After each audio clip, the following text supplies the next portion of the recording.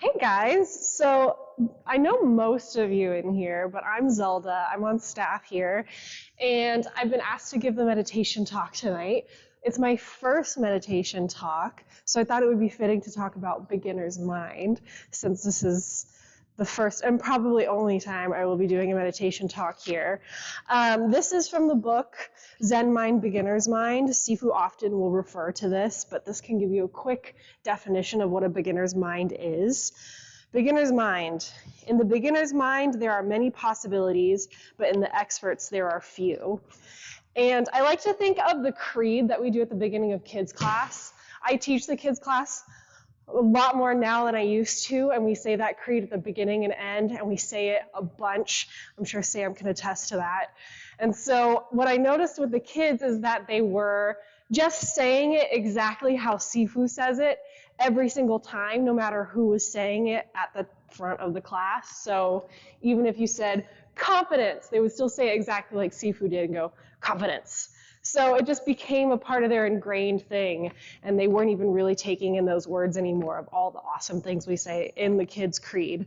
And so I made the Lohan kids, which are like the senior adult, not adult, but like advanced kids, really process the words and make sure that they were taking in everything we were saying. And then the class after that was fire. It was awesome. And so I also wanted to talk about beginner's mind because I had a conversation with another student here after a kids class, and they were complimenting me, which I love, and they were saying that I explained something really well, and I thought about it for a little bit because they were asking me how they could get better at explaining, and it was because I approach it as if I'm teaching a brand new person. So if I'm teaching someone how to take a step, you can't assume that they already know all the mechanics to taking a step. So you have to really break it down and make sure that someone brand new to this can get it. So oftentimes in class, we'll just be like, throw a front punch or strike with the top two knuckles, but you don't really explain what that means or point to the top two knuckles or talk about the angle of your fist. So there's so many things that to a beginner is challenging to grasp onto, but to someone who's been doing this forever, it's just a part of their muscle memory, brain memory, all that good stuff. But as an advanced person, you have to challenge yourself to continue thinking like a beginner because that's how you'll get better. So in Tai Chi, you just go through the motions, but are you noticing the little details that make this practice work? And in meditation, are you looking at yourself in that like metaphysical way? Are you breathing in? Are you focusing on your breath every time? Or are you just sitting down and doing the same thing you do every time you sit?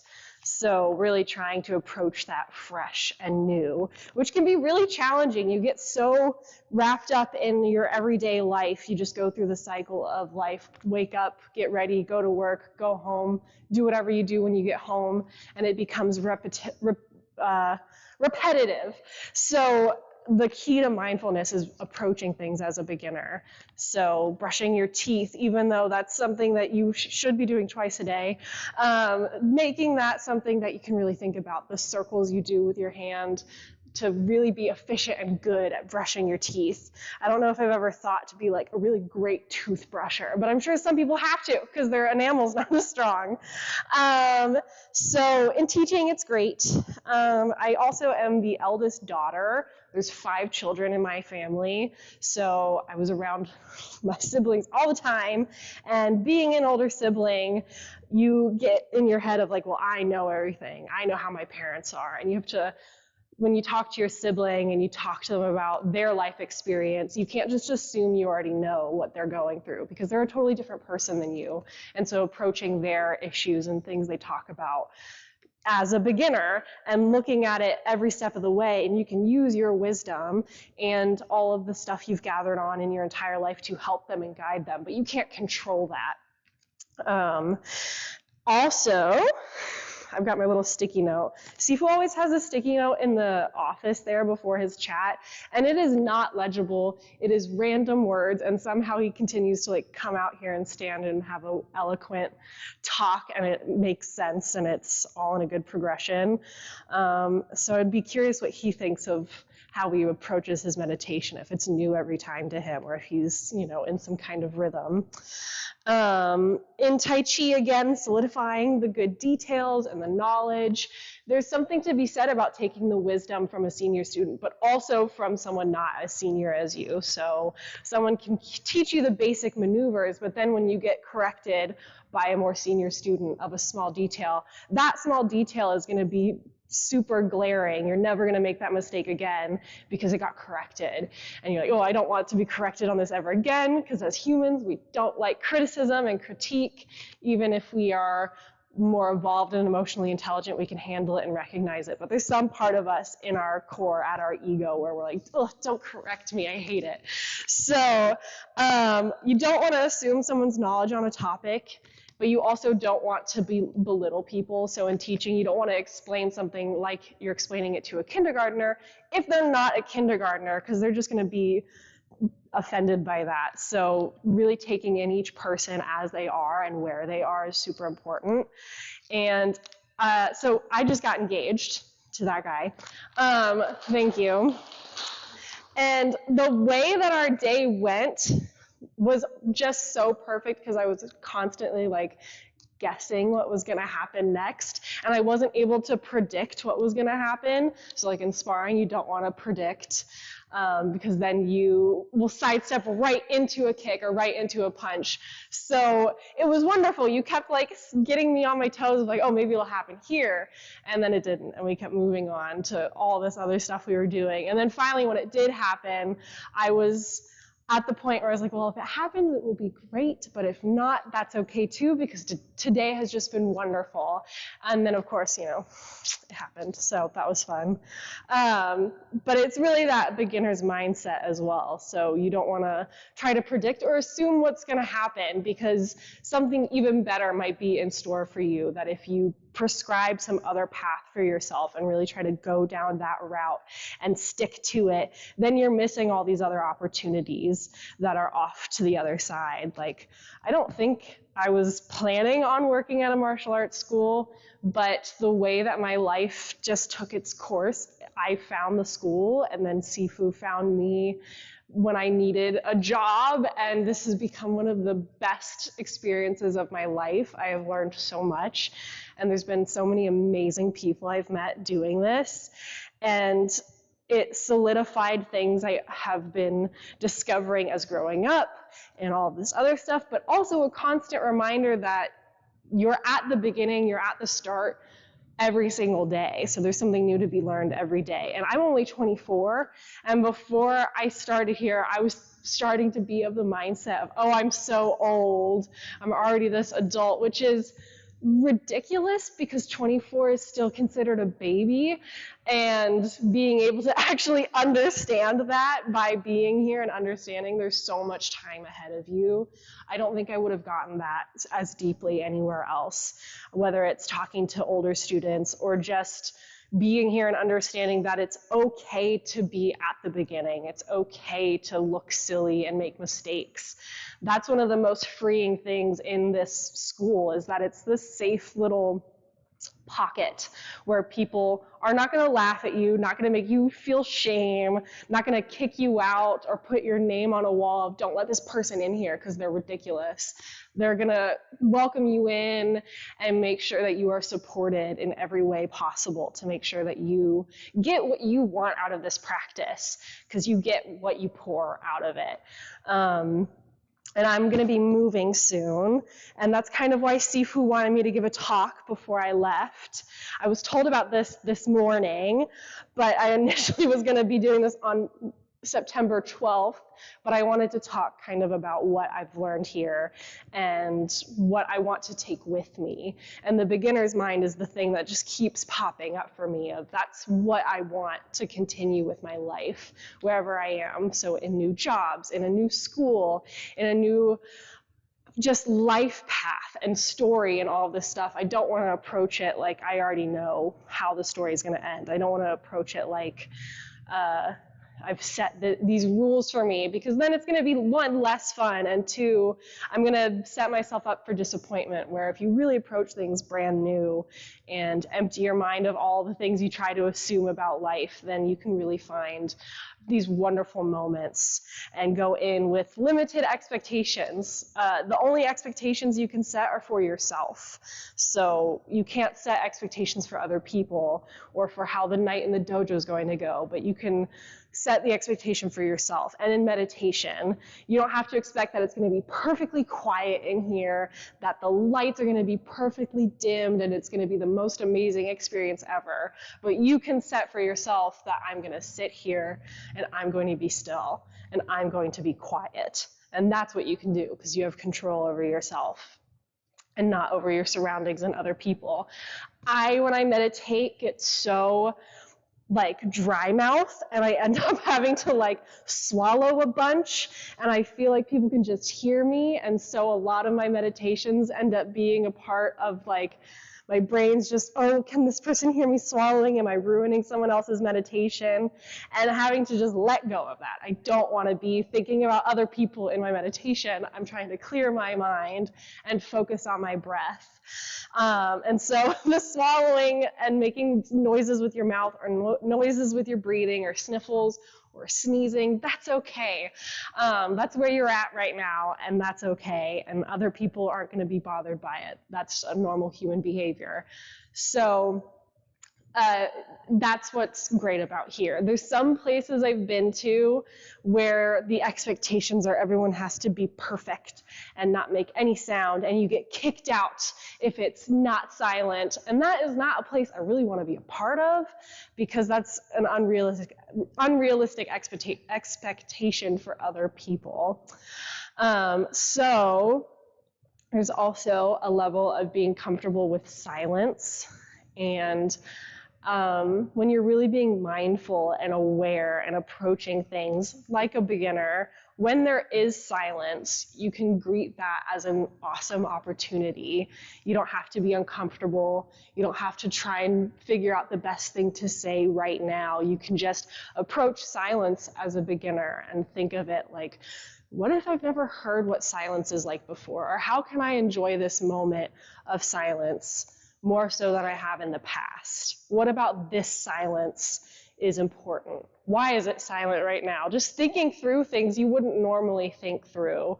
And in a mindfulness practice, and when you attempt to be mindful, you really start to examine and dissect and sometimes end up thinking a lot more about things than you would before, appreciating sunsets on your drive over here, or when you're in class and there's a sunset and we all stop to go look and we just take that moment together and we let go of whatever is happening on the mats. And that is just such a beautiful thing to be able to do in life, to just take wherever you're at right now, enjoy the silence, and pick out the beauty of the moment of your life, even if you're sitting in traffic. Maybe there's a funny bumper sticker or something else that can just bring joy to that moment that you wouldn't have noticed otherwise. I'm trying to think through more things to give to you. If we are going to talk about meditation, I have struggled with a meditation practice.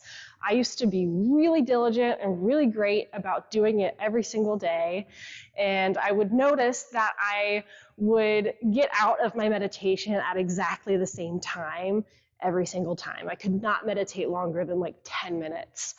And then we went to internal retreat this most recent time, and the goal was to meditate for as long as you can.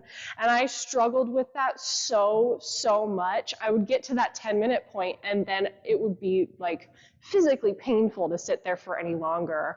And I realized why is that how my meditation practice is going? Why is this so difficult and challenging to just sit still for longer than 10 minutes? And I had to try and reframe and reapproach it. And doing a daily practice wasn't working for me because it was just solidifying this bad habit of when the meditation gets painful or bad, I end it and I stop. So I had to break out of that same routine and format and try to do something else with it and try to do longer meditations at a time than just a daily short meditation. And then I asked Sifu some questions of how do you actually focus on the breath? because when I think about my breath, I immediately go to like inhale, exhale, and then I'm thinking about inhaling and exhaling, and it's not involuntary, and then I'm anxious about how big of a breath I'm taking, am I breathing correctly, and all that stuff. But he told me this really awesome piece of information where you're not just focusing on the mechanics of breathing, but the feeling and how the air cools your throat and how it fills your lungs and how your stomach expands instead of just the in and out. There's a lot of other stuff going on, and being able to feel that in the back of your throat and paying attention to the cold air sensation and paying attention to how it feels when you exhale is much different than just focus on your breath. Which that was really helpful to hear. And when I sit down and meditate now, I can really just focus on that sensation, and that's a lot more peaceful than trying to go in and out and just thinking about that. Because you don't want to control your breath, you just want to observe it. And that's the idea of meditation, is you're observing your breath and you're observing your thoughts, but you're not letting them linger, you're not holding on to them and going down rabbit holes. You just see them come by and they pass. It's like it's a leaf on a tree and it falls down into some stream and it's just washing away. That's how you can imagine your thoughts during meditation, is they're there and you can see them, but they're just passing through. They're just moving on with like a nice flow, and that visualization can be helpful as well. I am gonna have us sit down, and we'll get the lights in just a second, but I want us to do a breathing exercise. I'm pretty sure this is called square breathing, but we're gonna do an inhale, hold at the top, exhale, and hold at the bottom. And we'll increase the increments of time we do this by. So we'll start with 3 seconds each way, and then we'll keep adding a second after that. So sit comfortably, and then after this exercise, I'll have you turn the lights off, Sam, and we'll get to meditating. So let all your breath out with 2 exhales.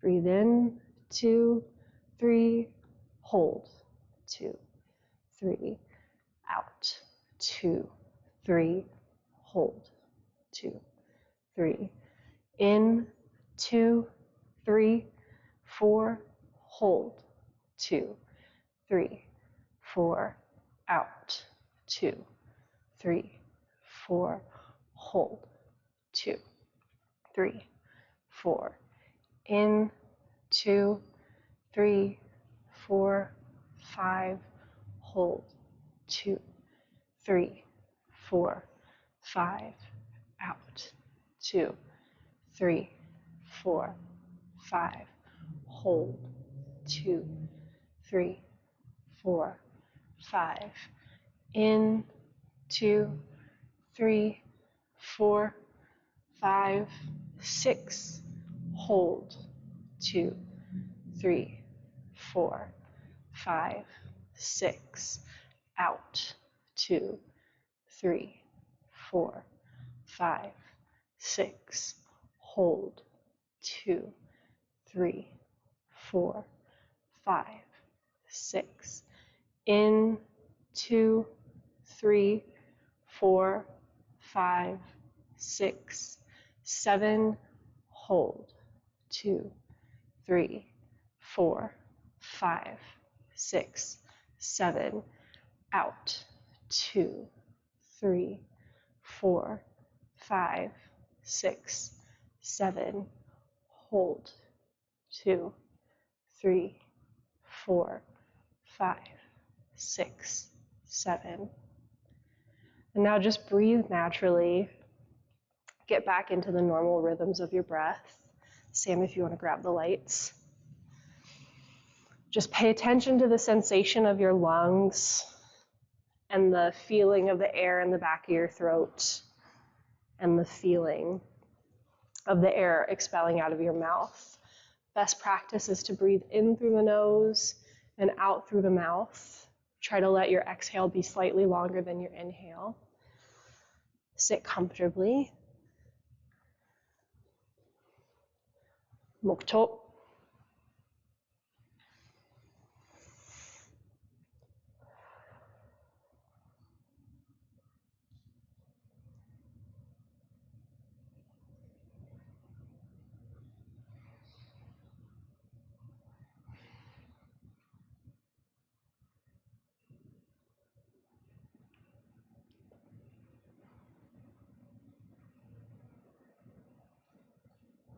find a natural rhythm of breath, but I also want to take you through a body scan real quick. So I want you to focus on your toes and let them relax and melt into the earth beneath you. And then your ankles, let them feel heavy. Move up to your knees, relaxing each part as you move up your body, your thighs, then your hips.